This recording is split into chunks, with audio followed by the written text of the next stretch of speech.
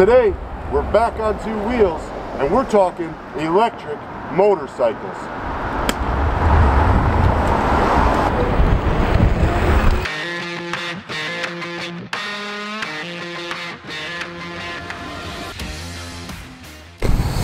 So how much money a year do you spend at these gas pumps? From your trucks to your cars to your motorcycles. And although they get really good gas mileage, you still gotta kinda like the idea of not having to stop at one of these gas pumps. This may look like a spot to spend your money here at the pump, but really it's just a level 2 rapid charging port.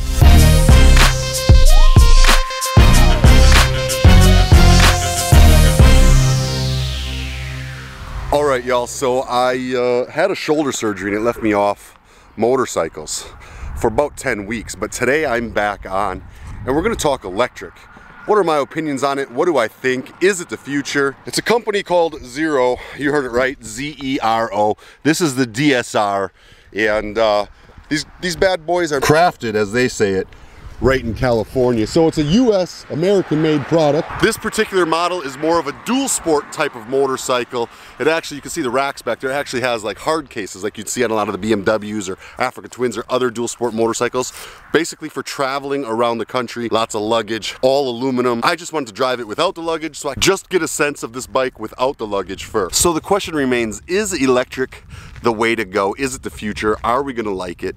Well, I think there's a few obvious things that stand out right away to me. One, the aftermarket performance companies. There's no aftermarket performance parts. You don't need any performance exhaust, or you don't need any, intakes or cams or headwork or pistons or big bore kits, or, well, all these things that we have been accustomed to spending a lot of money on trying to get the bigger performance. They're pretty simple. It's a battery, it's an electric motor, and it's a whole lot of power and a whole lot of torque right from the factory. But it does make it a little bit difficult to customize your motorcycle and make it uniquely yours from a performance perspective. But there's a lot of advantages to that electric too. Like one, water. Washing your bike, don't worry about getting any water in your intake or riding in hellacious storms. Though it's watertight. You never have to worry about water and this motorcycle. I think you could lay it down in that river over there, leave it there for a week, pick it up, get on it, and start riding. Cost to operate is another big thing. Electricity is much cheaper than fuel. I think I did the math. If you equated it to fuel costs, I think you're getting something like 200 miles to the gallon on a motorcycle like this.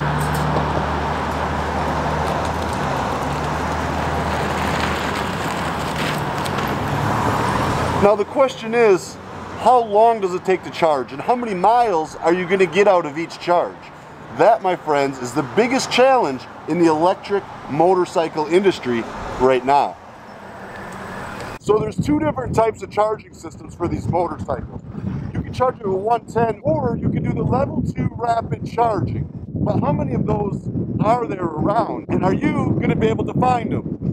So I've been driving around in well, essentially circles up and down the road, trying to wear my battery down to 50%. Because when I started, it wasn't at a full 100, and I wanted to get a real accurate charge time. Now I've got the battery down to 50%, but then the next question is, how easy is it to find a level 2 charging system? Because, well, that's the fastest way to charge these things. So a simple visit to plugshare.com and boom, look at all the electrical charging stations across America. I wasn't too surprised to find them right here in my small town at Gardner's grocery store. 2 charging stations. The town's population is like 2,000. And that tells me that finding electricity on the road is not going to be a very difficult problem. But the next question, how long does it take on a level 2 to charge this motorcycle? And we're gonna put it now in to grab a snack, which I would do on any stop, and we'll see how long it takes this thing. Trying to be healthy, we're gonna go with some sardines and some fruit.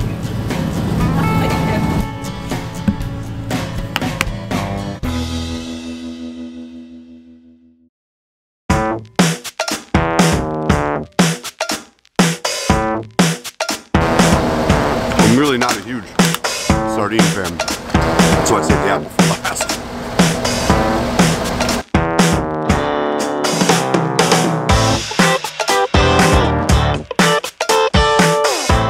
Okay, I only had to wait about another, I don't know, 5 minutes after I was done shopping and eating and using the restroom. And we got 100% charge at about just under 30 minutes of charging. So that's actually not too bad. It's almost a perfect little stop. And now I've got nearly 200 more miles I can go before I have to stop again.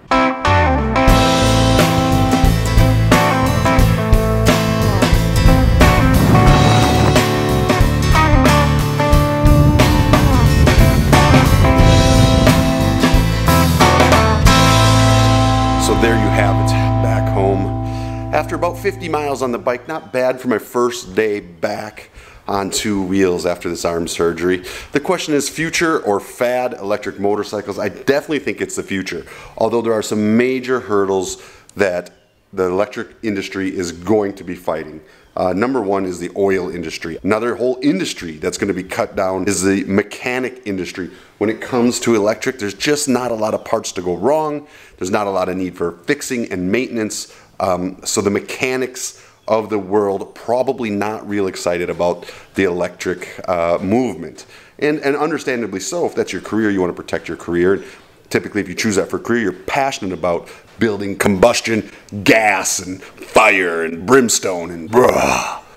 I get it. I love it too. I love the way my Indians and my Harley sound. But there is something peaceful about going down the road on the electric. I'll tell you, if you've ever been on like a hang glider or a glider plane or anything like that, it reminds me of that. It's just that silence and just that wind, and you just feel everything around you. It really does open up your senses to a lot more. Although, where that V-twin rumble gets down in your soul, this, I feel, opens your senses. The long and the short is, the battery lives are getting better, the distances are getting better. This is about well, I give all the statistics in my last video that I did on the unboxing of this bike. You can find a link clicked right up here if you're watching on YouTube. If you're watching on Facebook, sorry, they don't allow that option. But I will say at this point, if you're not watching on YouTube, please go to my YouTube channel. It's Adam Sandoval on YouTube, and click that subscribe button, and you'll get the fastest, best videos that I put out right there on that channel. They always get released a little bit later to Facebook. If you're interested in these Zero American-made motorcycles, you can also find a link to click right down in the description below. It'll take you right to their website. You can see all the different models they have to offer. They're actually fairly inexpensive. And that's it for today, guys. I just wanted to get back on the bike, get back in touch with all of you, get back to being stubborn